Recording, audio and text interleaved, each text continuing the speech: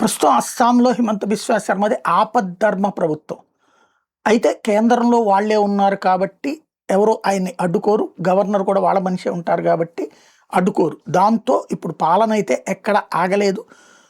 బంగ్లాదేశీల్ని తరిమివేయడం, అట్లాగే ఆక్రమణ నిర్మూలన కొనసాగుతూనే ఉంది. వచ్చే నెల 4న రిజల్ట్ వస్తది. అప్పటిదాకా ఆయన ఆపద్ధర్మ ముఖ్యమంత్రి. వాస్తవంగా ఆపద్ధర్మ ముఖ్యమంత్రి సమయంలో క్రియాశీల నిర్ణయాలు తీసుకోరు. కానీ ఇప్పుడు తీసుకుంటున్నారు.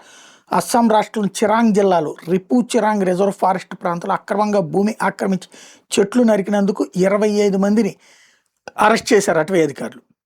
స్థానికులు రునీకాటా రేంజ్ ఆఫీసుని ధ్వంసం చేశారు. అటవీ ఆఫీస్ లోపలికి చేరుకున్న అధికారుల మీద దాడి చేశారు. దీంతో అధికారులు గాయపడ్డారు. అక్కడ ఉన్న పబ్లిక్ ఆఫీస్ వాహనాలను తలకిందులు పడేసి వాహనాన్ని కూడా తగలబెట్టారు. భారత్ భూటాన్ సరిహద్దు ప్రాంతంలో అడవి భూముల మీద దగ్గర జరిగింది. స్థానికులు అధికారుల మధ్య ఇట్లాంటి వివాదాలు ఈ మధ్యన తరచూ జరుగుతున్నాయి. వాళ్ళని ఎవరో రెచ్చగొడుతున్నారు. సాధారణ ప్రజలు, అడవి రక్షణ చట్టాలు, స్థానికుల భూమి హక్కుల మధ్యన సమస్య క్రమంగా పెరుగుతూ వస్తోంది.